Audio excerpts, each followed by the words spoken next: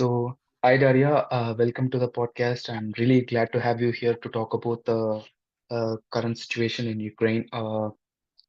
So, my first question is that how are you doing? How's your family? How are the how are your family members doing? Because Ukraine is in a very precarious position right now, as Russia had intensified its war efforts in the Ukraine. Yeah, thanks for having me here. And I do really appreciate your interest and support that you are demonstrating to us, to Ukrainians. It really matters for us that we are not alone in this fight. I am okay in the meaning that we used to be under this war condition. And even right now, I'm speaking to you from Donetsk region of Ukraine. So the war is like literally 5 to 10 kilometers from my place. So it's something that is really happening in my life and life of my family, like right now. Okay, you are in Donetsk region, which means it's a part of Eastern Europe, right? Yes, it's east of Ukraine. Yes, it's Okay, so close to it. so it was the region that was occupied in 2014, right? Part of the region. Yes, it's not the whole region. They occupied them one of the biggest city, which is Donetsk. Okay, In 2022, they occupied another big city, which is Mariupol, near the sea, okay, and there are still few pretty big cities in the same region. They are not occupied, so they are constantly under the fire. So they still are attacking it like regularly with numerous missiles, but it's Ukrainian territory and it's our okay, home. okay, okay. So what it is like to live under in a war zone? Because I'm from India, touchwood, I've never. I'm from the southern part of India. It's a very peaceful It's one of the peaceful regions in the world. We have never known war. So how it is like to live in a constant, live under a constant threat of missiles and artilleries? Um, it's scary and it's so complicated to find your senses in your life a part of supporting your Mm, country.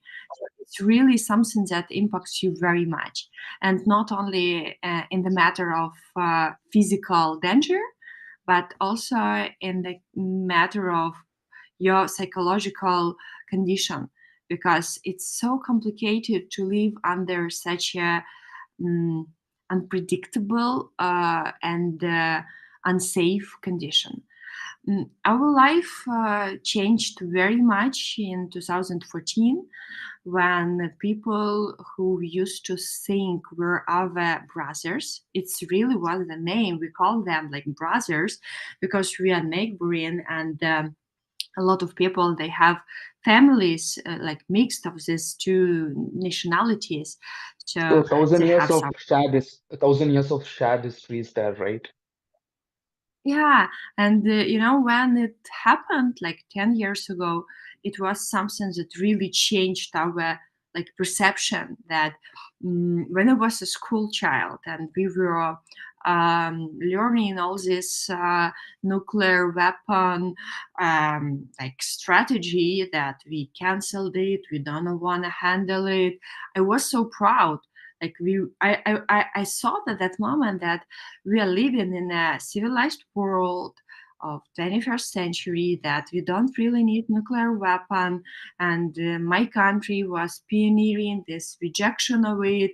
So we really hoped that it will never be like required again, because we are in peaceful environment with our friends around the globe. So I was really proud of that. But in 2014, our life changed like drastically, because we understood that power still is the language of this world, and it was a big mistake of us that we allow ourselves to get used to that war, and we did not fight enough strong at that moment, that the even bigger full scale invasion happened in 2022. So it's kind of crazy. Okay. I'm glad you repeatedly brought up the 2014 war because people forget that people think that the war began in 2022. No, the war began in 2014.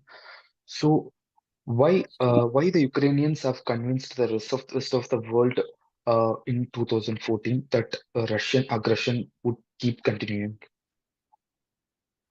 Yeah, look, in fact, the war that started then, it was very smart, really. Like a few Smart years. of Russia. Yes, yes, it was Okay. very well prepared, and they had a lot of agents in Ukraine, and they had a huge impact to informational sphere to um, like make even us Ukrainian think that it was not so serious, it was not so obvious. So they were manipulating with media. They used to have a lot of corrupted politicians who were trying to still convince people that, but they're still our brothers. Let's find our like approach. Media in the sense Ukrainian media. Even in Ukraine, yeah. In Russia, it's Okay. pretty like crazy. Like there, people are hypnotized. Russia is a But it's a propaganda media. Russian media is a yes, propaganda. and they are very effective on that. And they used to have even impact to Ukrainians with their media, with their movies, with their series, like some documentaries and many others. They were trying to convince even us that it wasn't a war. And it's easy to understand why sometimes people in other parts of the world. You're saying while uh, waging a okay. No, while waging a war on Ukraine, they were convincing you at the same time that they were not waging a war. Yes,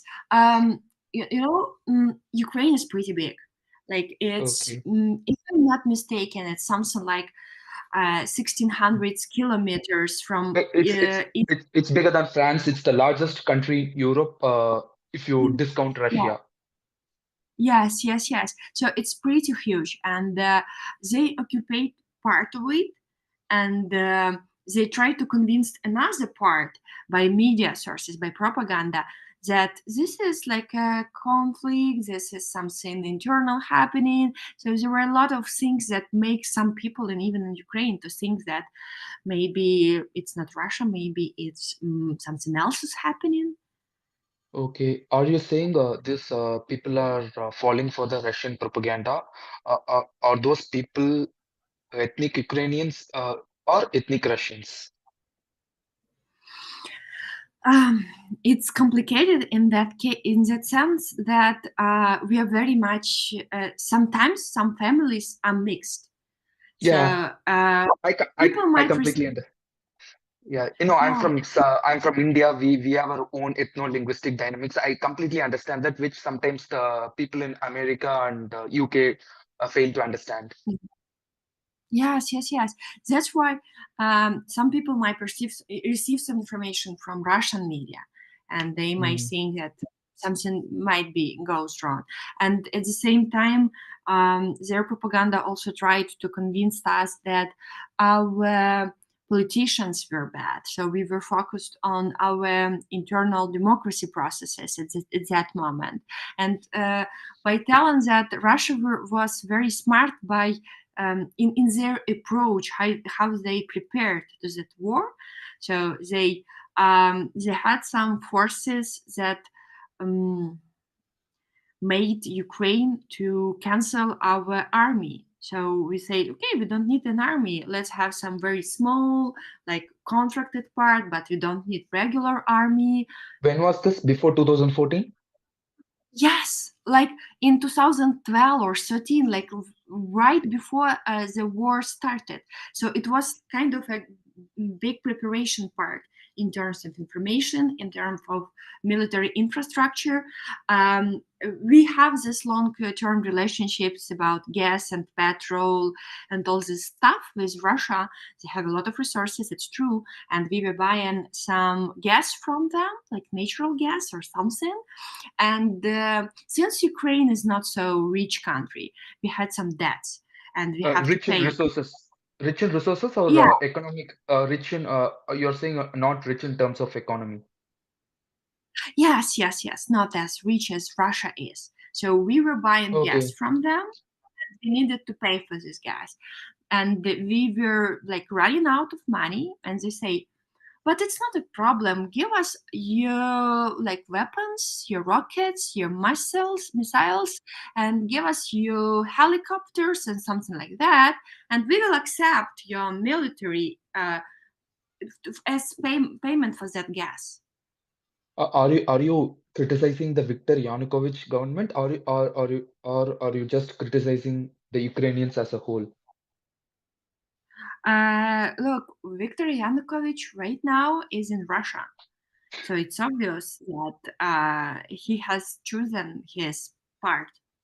And Okay, he's in since 2014. So it's obvious that he's not friend of Ukraine at all. He's friend of Russia, actually. So it's his choice. That's why there were some people in government who were agents of Kremlin who were trying to uh, it's kind of confusing. Not confusing. I would like to go deeper into that complexity. When you say Russian agents inside the Ukrainian government, are they ethnic Ukrainians, or are they Russian speakers, or are they people with Russian heritage? What does it mean? Uh, let's put it this way. I am supposed that they are people with Ukrainian nationality in their passport, so they're citizens of Ukraine. I'm not sure Okay, about their like ethnics or something. They might have some relatives there, some brothers, sisters, whatever. But okay. in that moment, they were like citizens of Ukraine, like this Mm, Ukrainian passport, this Ukrainian nationality in the passport, which gave them opportunity to impact some processes in okay, Ukraine.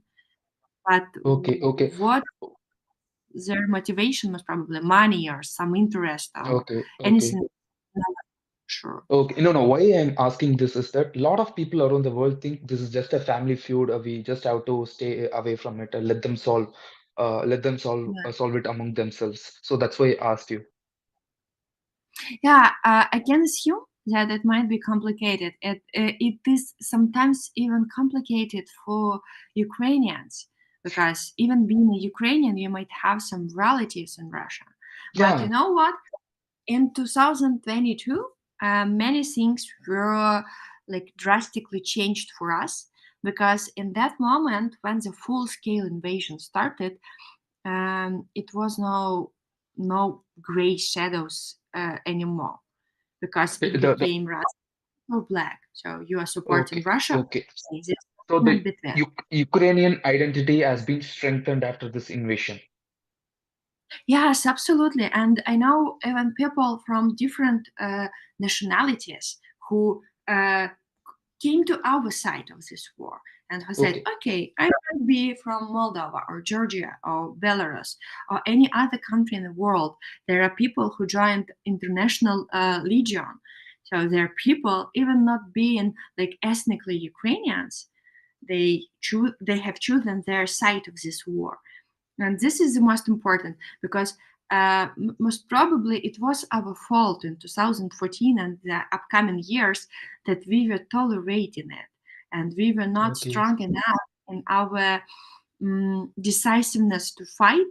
And we accept those bullshit that we were receiving from our media that okay, we are signing some agreement, it's conflict is frozen, it's almost no fire on the but battle.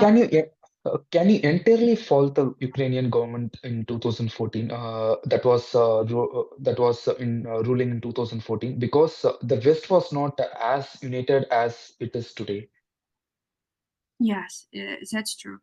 But I believe that the scale is still very different, because the war in that moment, it was more conventional or like more physical, and right now it's much more innovative, and it's much more aggressive, and more civilians in many cities are struggling with it.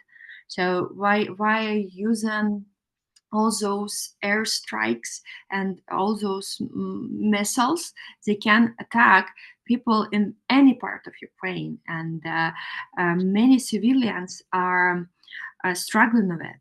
And it was not a case in 2014-15. It was a war, like a physical war in some region, but still it was no risk for people being outside of the region. Decided, do they want to stay at their homes, or they wanted to live to the peaceful part of Ukraine, and that was the case. But right now there is no safe place in Ukraine. Even if you are not physically close, nothing can prevent you from being attacked from air by their rocket, by their like these airstrikes. That's the case, because it's completely much more cruel, and the scale is much bigger right now. Okay, okay. So recently, American elections. I mean, Trump won the recent American election. So how are Ukrainians viewing this? Is there a sense of hope within the Ukrainian minds? Because Trump has said that he will bring the war to an end by bringing both Zelensky and Russian President Putin to the negotiating table. Um, oh, look, it's very complicated for us being here in Ukraine to judge and to have any informed decision or attitude to it, because we um, we really depend that much on media sources that we are consuming, and the angle they're showing it to us. But overall, um, if any power in this world, if Mr. Trump or any other powerful person in this world can make democracy and civil rights work, we will really um, support it, and we will appreciate it very much. So uh, I can't uh, I can't say that I expect someone to solve our issues. No, it's our responsibility to fight for our right to live. Maybe it sounds a little bit creepy in 21st century, but it's the case. Sometimes you are not independent by birth. You are independent if you fight for your independence and for your right to live in your country, to have your nationality, and to have your home at the end of the day. But if anyone can really influence and make the world a better place to live in, we would appreciate it, like Okay, from okay, the bottom of our. okay, okay, okay. So um, uh, during the Trump 1.0 from 2017 to 2021, he was the one who accelerated the delivery of javelin weapons to Ukraine, and Obama Yeah. administration was the one which blocked the delivery. Trump has done actually more to Ukraine than the previous administration, in my opinion. I might be wrong, but why Trump is despised in Ukraine? I Once again, it's very much depend on the media that we consume and their approach to it. We don't know a real facts, and sometimes as a humans, we are too much relying on some promises. Sometimes even seeing that someone is going to do something, we perceive it, it's like almost done, so we are thankful for it, or we are against it already, but in fact it might not be something that really happens. So that's why we really much depend on the media sources that we consume. That's the case. But Okay, no, no. yeah, yeah. I mean, um, let me have a wild guess here. Since this is not such a small war, and it impacts so many people in our country, if something good is gonna happen, if there will be really visible progress, uh, we will notice it, and vice versa. If something bad will happen because of Mr. Trump's presidency and his political path he is about to choose, we also will notice it.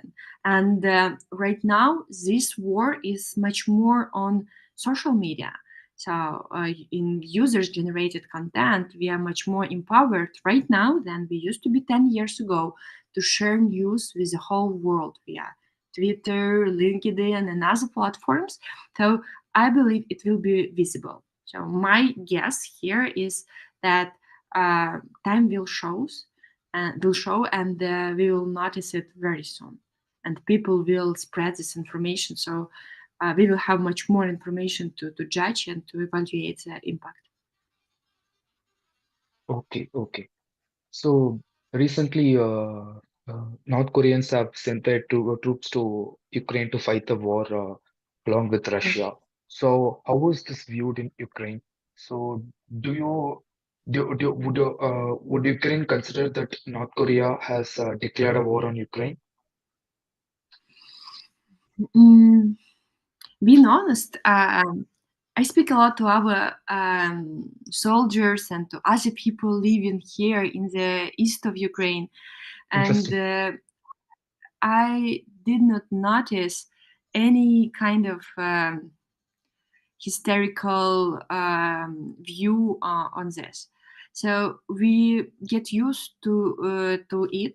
We understand that many countries, hiddenly or obviously, but still they support Russia. We know that Russia still receives a lot of some electronics and some batteries, motors, engines, whatever that they are using for their military industry from many countries in the world. We know that they receive um, some shaheds from Iran. So we understand that some other countries might support them.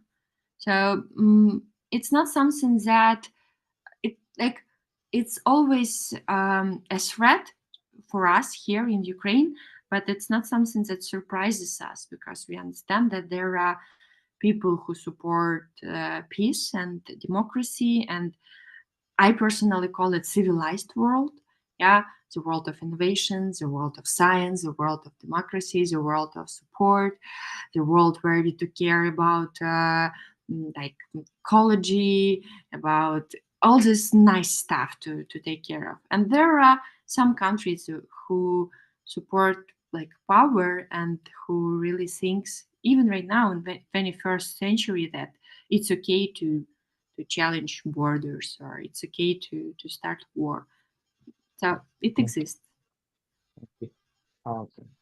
I'm just wondering, I don't know, you're being too careful with your language, I guess. Are you like, you know, do you fear if you, you know, speak something that is offensive or that might hurt you, that might hurt you and your friends? I'm just asking. Look, it's very complicated, and it takes us, like many Ukrainians, it takes us a lot to stay calm, to find our focus, to continue fighting, and to find this inner source of your energy to continue fighting. Because Mhm. what is happening in our lives here, it's like crazy. I read a lot of books explaining how such stress impacts our mental health and how can we support. And Okay. I know from my experience that many people who are dealing with war, that some of them are taking antidepressants. Some of them are doing some other stuff, like some practices, yoga or something, meditations to support our health and our mental health, first of all, to continue fighting and continue living our life. It's Okay. super complicated. And Okay. uh, I'm afraid this mental trauma that we are obtaining right here, right now, like days and after days, like years after years, it will cause many troubles in future in terms of our health. Okay. Okay. So, North Korea has been supplying troops to Russia. Iran has been Mhm. supplying weapons to Russia. China is indirectly contributing to the economy of Russia. So they are all a part of the same axis. So would you disagree with me if I say that the World War III had already begun? Yeah, sure, it did. I So support you. so you agree with me? Okay. Yeah, yeah. Like maybe it's not so obvious yet, but if the civilized world uh, won't be united and won't resist altogether, we are too easy like achievement for them. Like it will be easy to fight this Ukraine, then this I don't know, I just guessing this Poland or this Lithuania, and then this someone and someone and someone. But if we are united all together, all the civilized part of the world is united, then it won't be so easy for them to fight against us. So it's a Okay. big choice for all of us. Mm. Okay. Why I asked this was because during World War II, in early 1930s, Japan invaded Manchuria and China. Mhm. Italy invaded North Africa. So when they invaded North Africa, they said it is just a North African war. And again, Hitler invaded Poland. They said it's just a European war.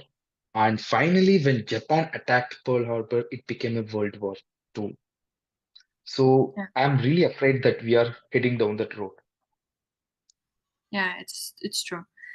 uh, I'm not a big expert in history and what was happening at that times, but what I hear from many people that Russia is following Hitler's path in terms of their approaches, Of course, mindset. that's no question So about it. That it's yeah, Hitlerian. Yeah. and that's why are we surprised that it's world war? I mean, maybe not yet. Maybe something bad is has to happen for someone to notice, yeah, to Mm. accept. But at the end of the day, earlier we accepted, earlier we start our resistance, like more chances for a good solution for us we have. That's it.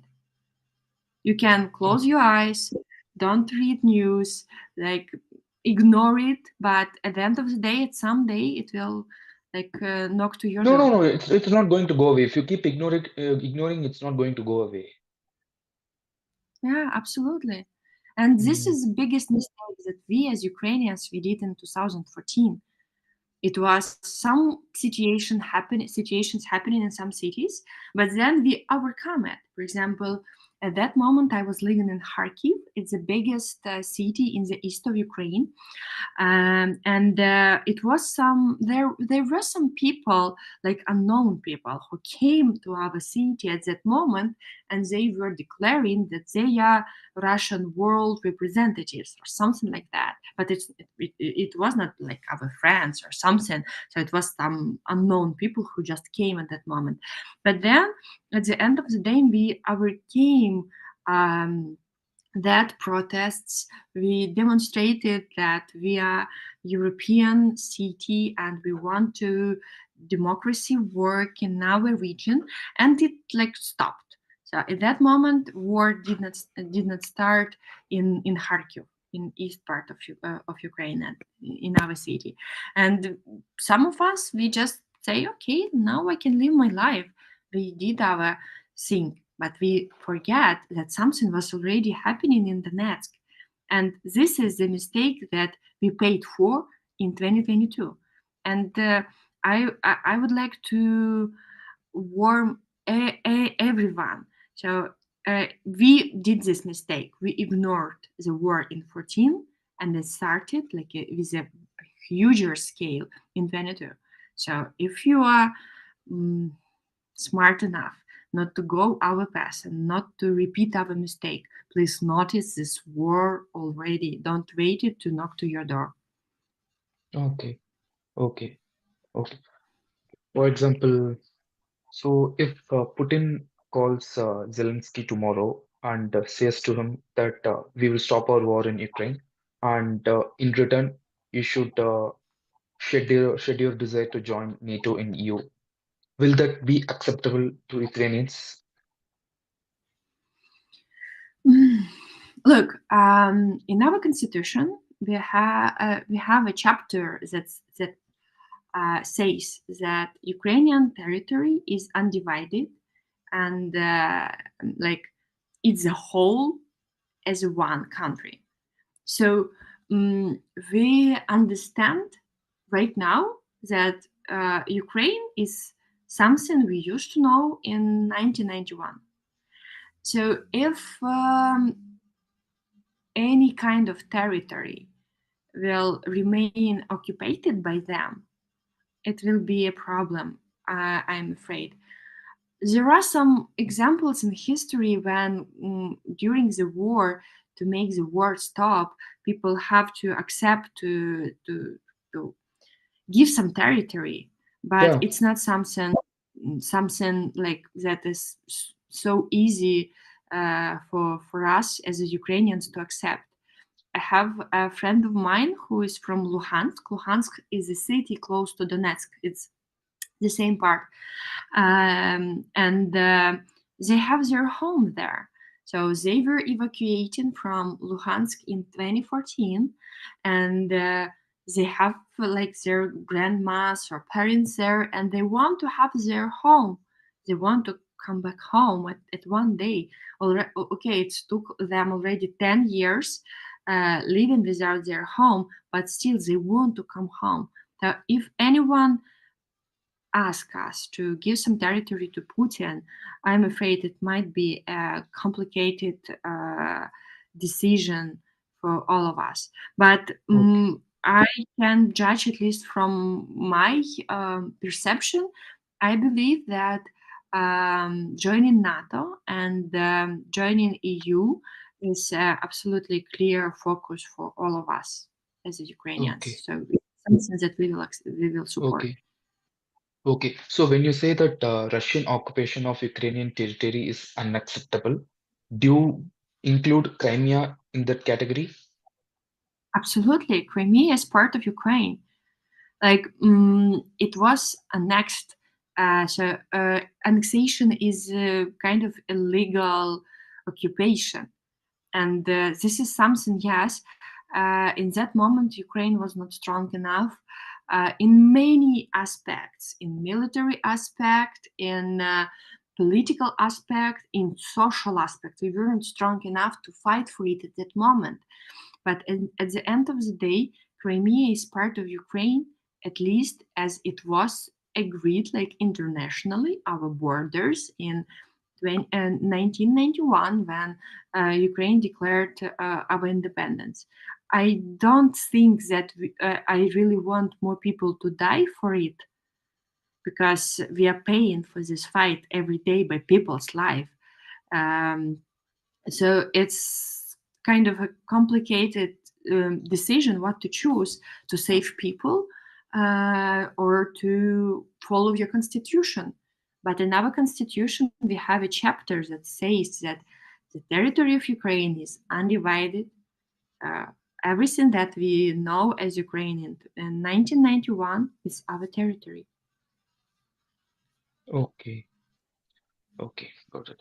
So culturally and linguistically, how are Ukrainians different from Russians? Because Putin thinks that Ukraine is an artificial country. How would you counter that? Yeah, look, it's a nice fairy tale that they created, but in fact, Ukraine and Ukrainians and our society is much older, if you wish, than Russians. There are a Yes. lot of churches in Ukraine built on fifth, sixth, seventh, ninth, tenth century, and in this time, Russia didn't exist. We have a popular meme here in Ukraine showing different very old buildings of Ukraine in different ages, and then showing Russia at the same like period, and it was just a forest or something, like it was nothing there. And they are trying to steal our history as well. So there are some, we call it hetman, but in fact it's a head of society, like ancient head, and there are some hetmans of Ukraine whose remainings they were stolen by Russians, and they have even some monuments to them in their cities, like hetman of Yeah. Kiev's, Kievska Rus. Yeah, so Mm. Kiev was the capital of that country at that moment, They and call it they Kievan Rus, right? yes, Kievan yes, Rus. yes, yes, Kievian It, Rus, it absolutely. Kievan Rus was older than Muscovite regime. Absolutely, Yeah. yes. Okay. And the story why one of the stories why they call themselves Russia is why they're trying to use Rus from us. Kiev and Rus, it's our country, it's our history, it's our people, it's our So territory, and so yeah, so you might even say that Russia is a fake country. Ukraine is the actual country. Ukraine is the original country. absolutely, this is the case.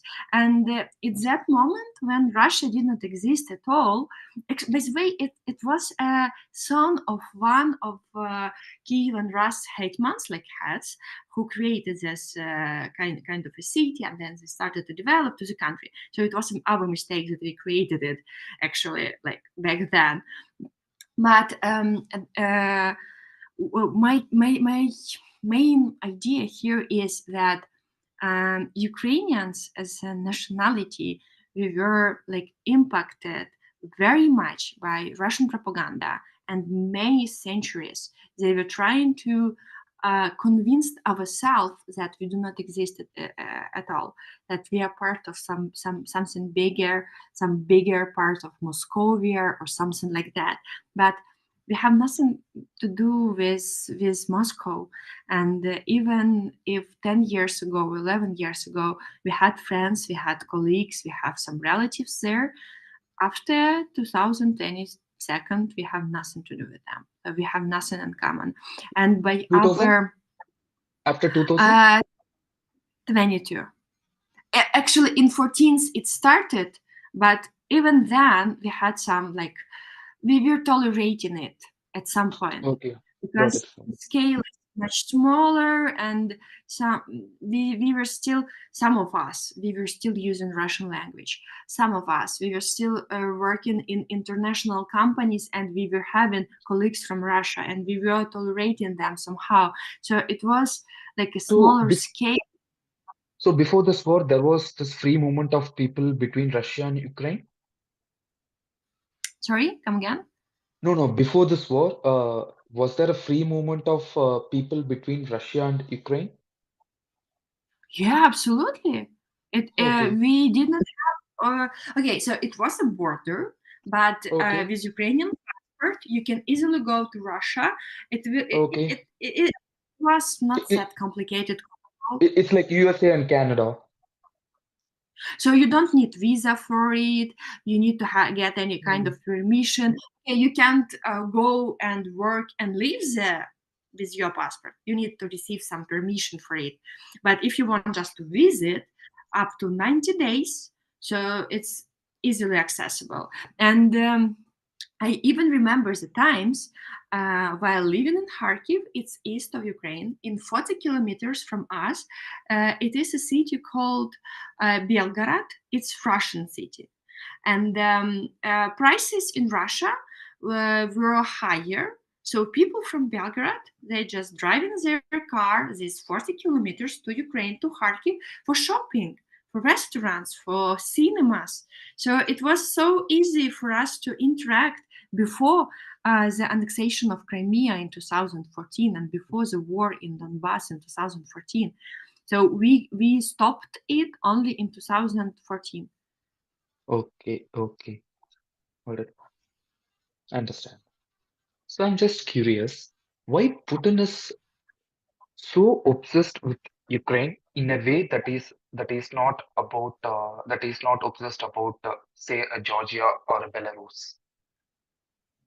Yeah, um, I would say that the main reason of it is without Ukraine, without our ancient history, Russia does not exist as an imperialistic state. So they need us to prove that they're big and ancient and they have some any rights for anything. So they need Okay. us, they need our territory, our history, our language, our heroes, to prove that they have something bigger than just last 500 years or so. Okay, it's like Scotland and Wales for UK.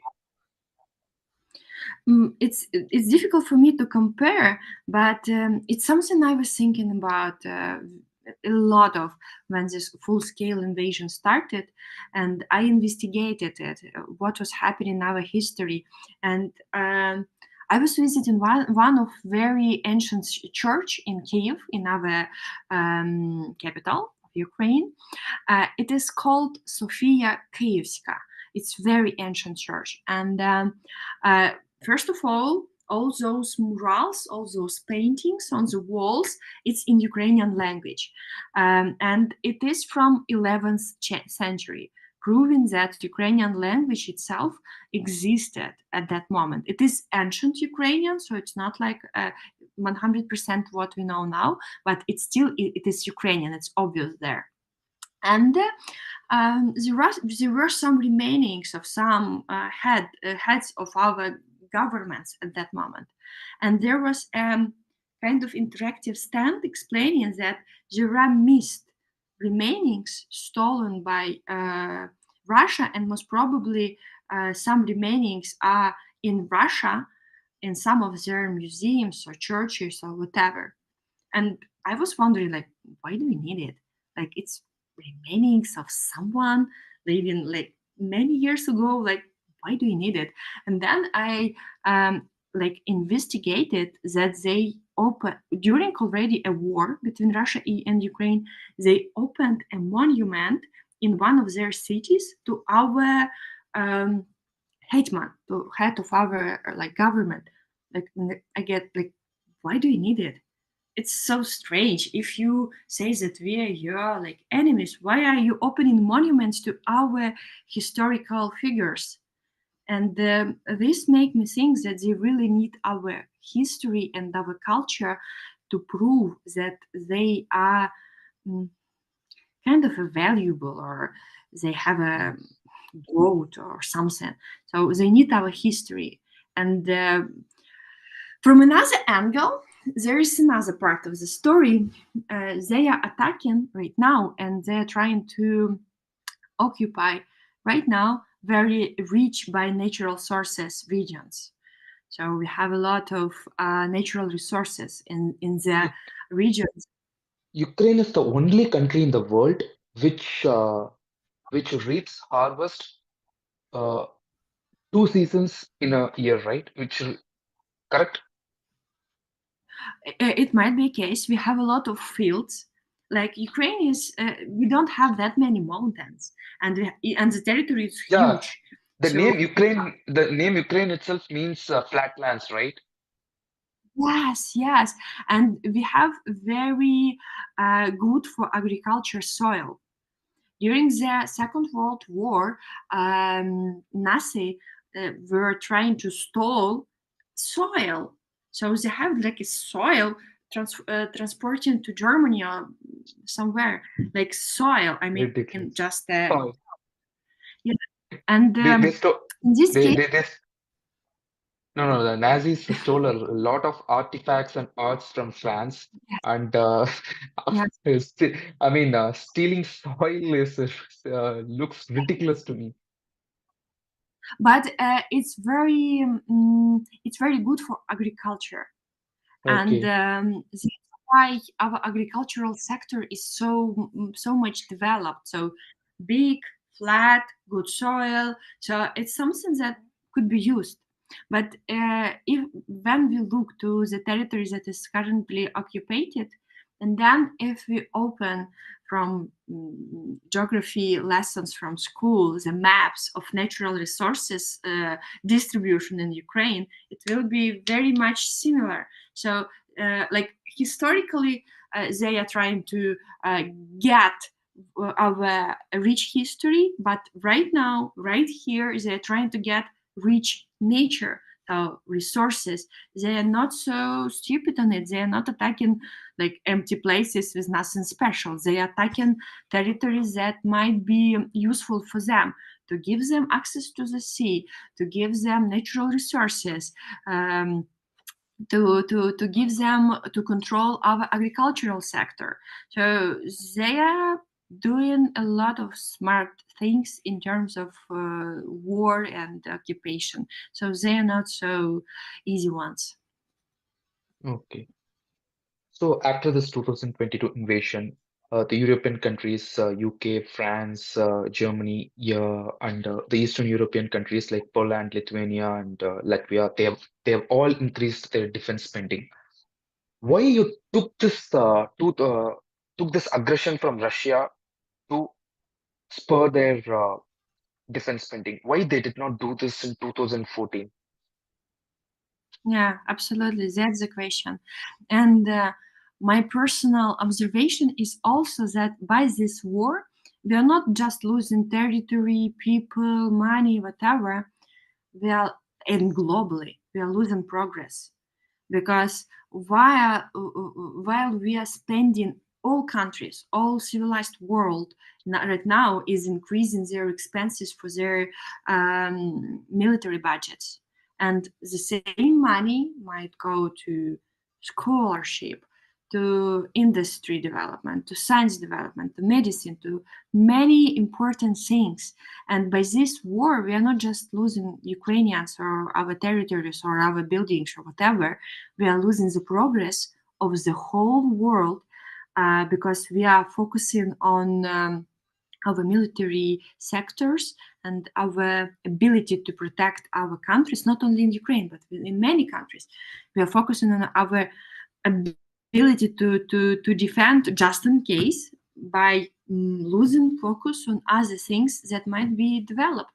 So maybe we could invent, I don't know, some treatment against cancer or whatever, but we spend that million of pounds or whatever, euros, dollars, we spend it for buying new helicopters or to um, innovating in some missiles or whatever. And this is a big problem for the whole world. And this is the biggest reason, I believe, why we need to be united as never before. Because earlier we can stop it, earlier we can get back to normal life and continue develop ourselves as a civilization in a modern way. I mean, not an ancient when uh, power is only one aspect you need to focus on, but when you are able to develop your science, your education and medicine and much more important spheres of our lives, we are losing them because of Russia. Okay. So if Russia uh, decides to employ nuclear weapons in this war, Ukraine will be the ground zero. So Putin has recently revised his nuclear doctrine. Do you think it is just a Yeah. symbolism? Do you think it is just a symbolism, or are Ukrainians constantly living in the fear of an imminent nuclear catastrophe? Yeah, it might be a case.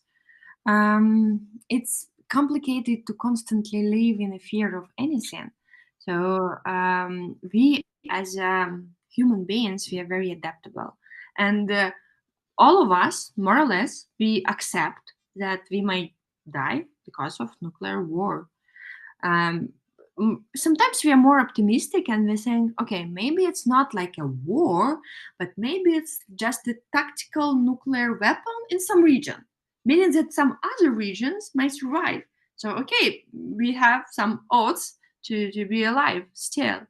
And I mean, this is a case here in Ukraine. We do understand that there is a possibility, there is a probability that Putin will push the red button.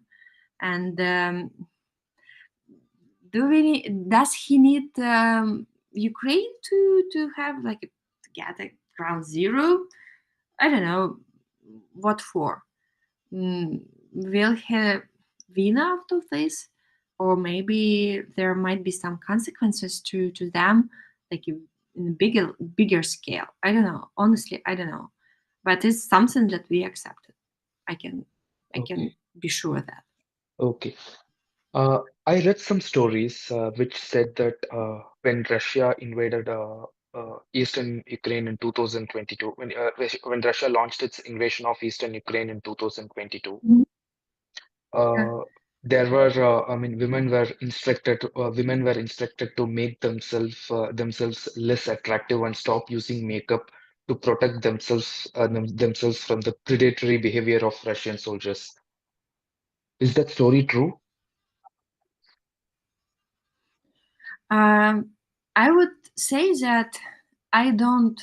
I'm not afraid of any kind of rocket or artillery or something, because just it does what it does. So it's explosion. Okay, it's explosion. Okay, it's some damage. Okay, it's some damage. Some it is as it is, but there is something that I'm really is afraid of, and this is to meet a Russian soldier, because we had many stories from Bucha, and it's a city close to Kiev.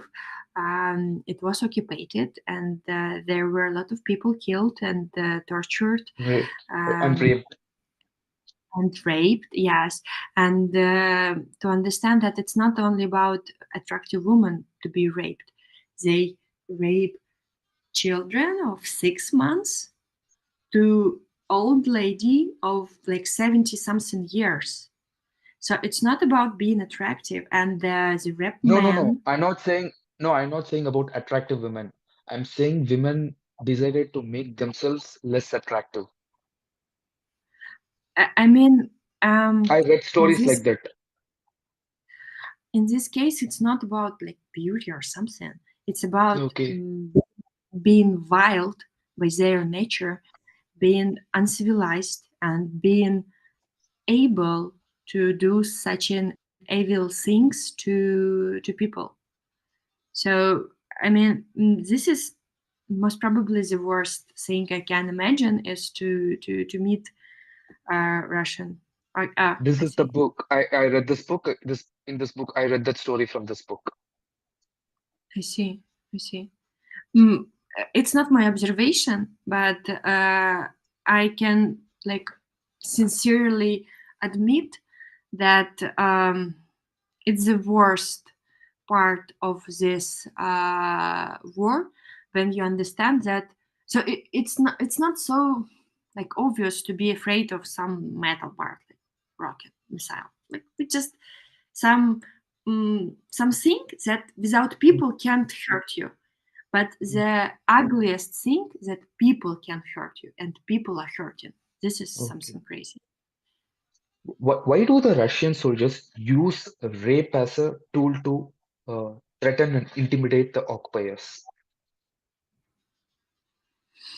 Most probably they feel their power by it, and most probably there are now war and military ethics in their army.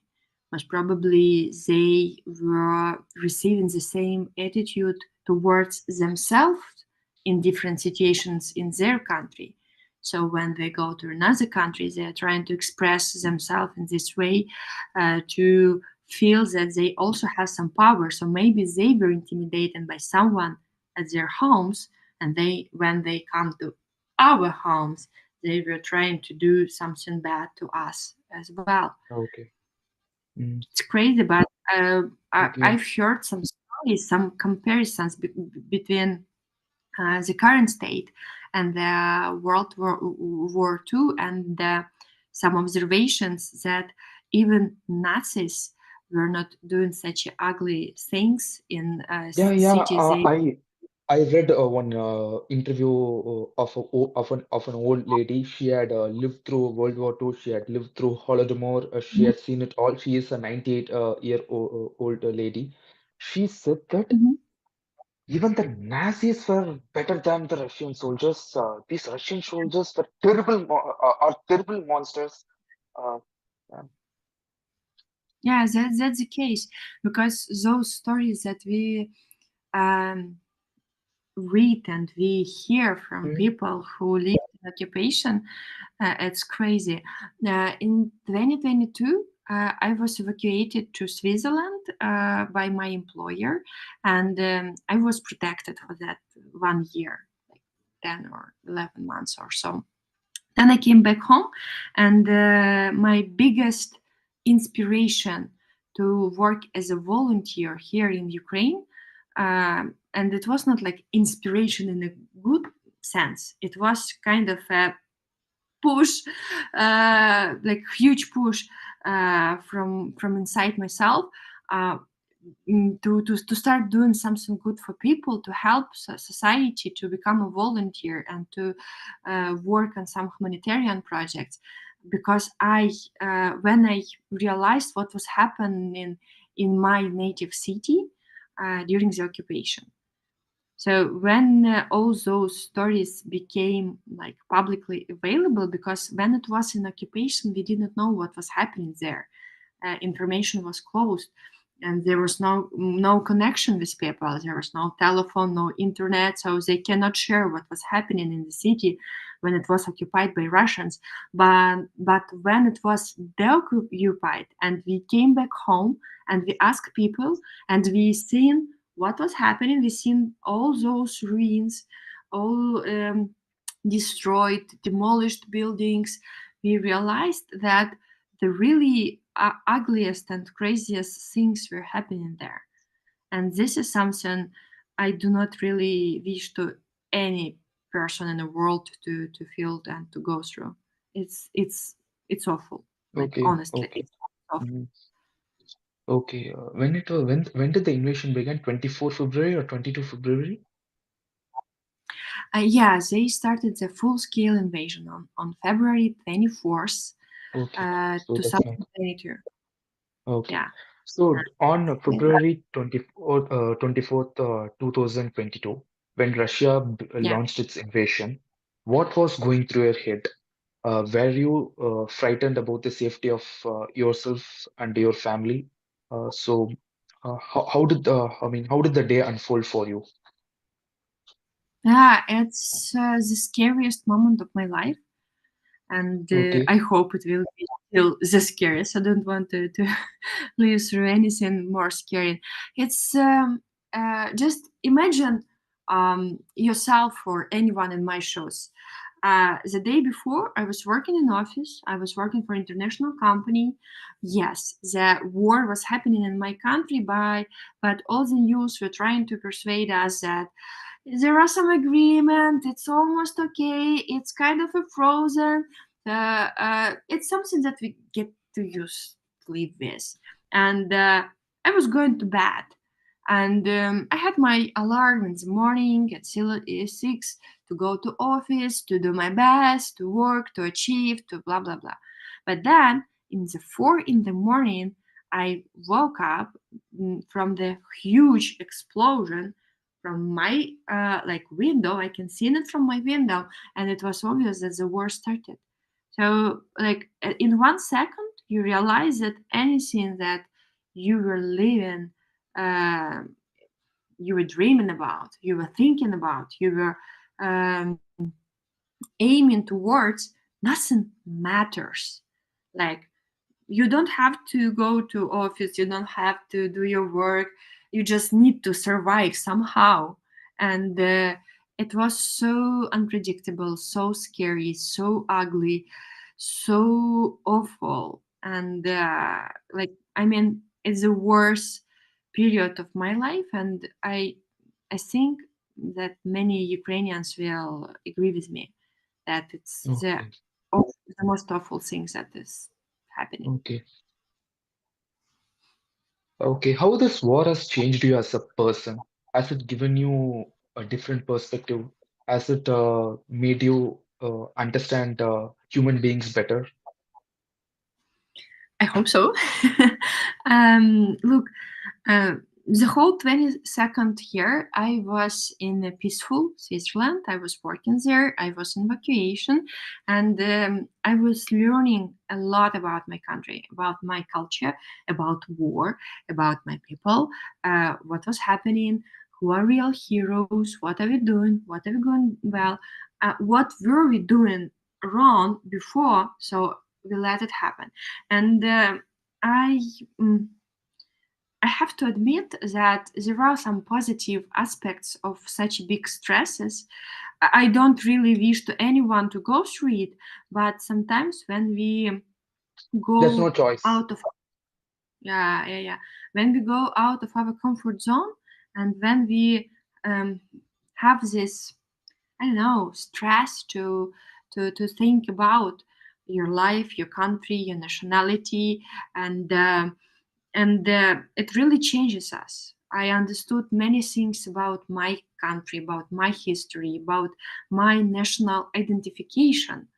And I was born in a post-Soviet Ukraine, and my mom gave me a kind of a name that we have similar name in Ukraine, but in my passport they written it more in a Russian way. And at that moment in 2022, I realized that I don't want to have a pro-Russian name. Like, a name is widely spread in many countries, but they have different kind of pronunciation of it. And I changed the pronunciation of my name to have it pro-Ukrainian, to show it that I am Ukrainian. I don't want to be seemed as similar to Russians any longer, like, not at all. So in this moment, I even changed my name. Okay. Is everyone feeling the same way, or Ukrainians collectively boycotting anything that is Russian, be it a Russian language and be it a culture, Russian culture? Yes, that is the case. And now, if any of our bloggers or some media celebrities would try to speak Russian, they would be cancelled by their audience. So it's something, if you want to be popular right now, you should support Ukrainian army. You should demonstrate your responsible social position. You need to demonstrate that you are pro-Ukrainian, and this is something that society is expecting from everyone. It's a big stress for all of us. And there is even a joke from one of our soldiers who said, um, we should thank Putin for one thing. Like, what? Like, are you crazy? You're a soldier. Like, what to thank him for? And he said, he made Ukrainians much more united than any of Ukrainian presidents ever did. So he That, really makes us united. okay, got it. Understood. And have you been following the war in Israel? Not that much. I mean, So, mm, no. So after this October 7th attack on Israel, and there has been a war that is brewing in that has been brewing in the Middle East. So I feel that the attention of the West has shifted from Ukraine to Israel. Uh, so do the people in the Ukraine also feel the same? Look, right now, we do understand that even if something is happening not in our place, not in our country, we as part of civilized world still have some responsibility for it. Yeah, We can't stay apart, and yeah, yeah. this is something we understand very clearly, and we do not support any of wars anywhere. So I believe that as a civilized citizens, we need to accept that there are some internationally accepted borders, and we need to respect it. And even if we want to change something, we need to go for political way of it. We need to find a common solution for us, but not to come to someone's home and kill and destroy. It's never an option. Okay, okay.